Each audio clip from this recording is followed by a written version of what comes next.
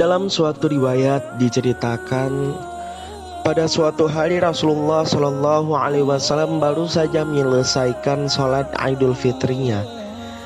Kemudian Rasulullah pun keluar untuk berjalan di sekitaran itu. Rasulullah Shallallahu Alaihi Wasallam melihat banyak sekali anak-anak yang sedang tertawa bersama. Mereka bergembira riang serta dilihat oleh ayah-ayahnya. Namun berbeda halnya dengan seorang anak yang sedang menangis terseduh.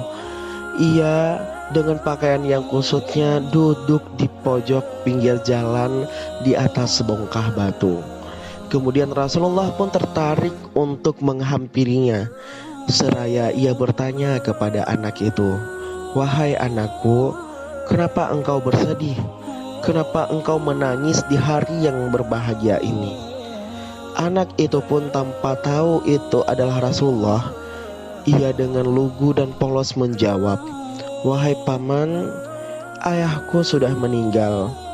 Ia ikut berperang bersama Rasulullah hingga ia wafat dalam peperangan itu. Sedangkan ibuku sudah menikah dengan suami barunya.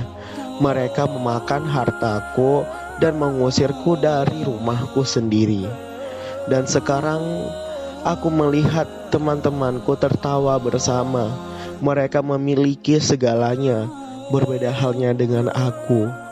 Itulah sebab aku menangis pada hari ini." Kemudian hati Rasulullah pun sangat tersentuh ketika mendengarnya.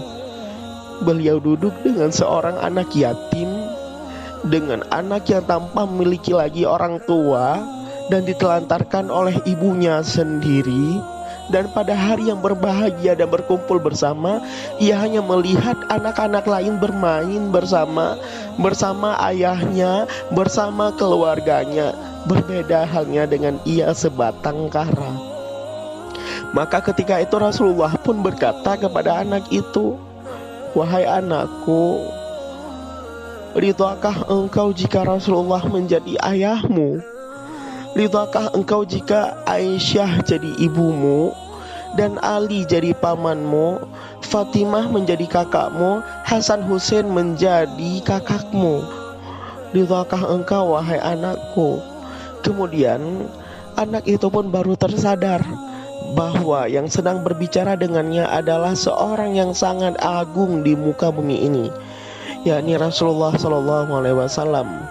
Kemudian ia pun tersenyum dengan mengusap air matanya. Ia berkata kepada Rasulullah, "Bagaimana aku tidak ridha wahai Rasul?" Kemudian anak itu pun tak lagi menangis.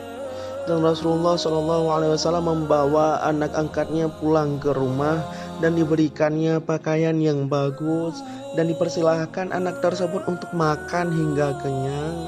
Penampilannya pun diperhatikan dan diberikan wangi-wangian. Saudara-saudara, lihat bagaimana Rasulullah sangat mencintai anak yatim. Beliau sangat menyayangi anak yatim. Bahkan Rasulullah SAW sendiri bersabda, "Saya dan orang yang mengasuh anak yatim akan berada di surga begini." Kemudian Rasulullah mengisyaratkan dengan jari telunjuk dan jari tengahnya serta merenggangkannya sedikit. Hadis ini diriwayatkan oleh Imam Bukhari yang diambil dari Sahal bin Sa'ad. Subhanallah.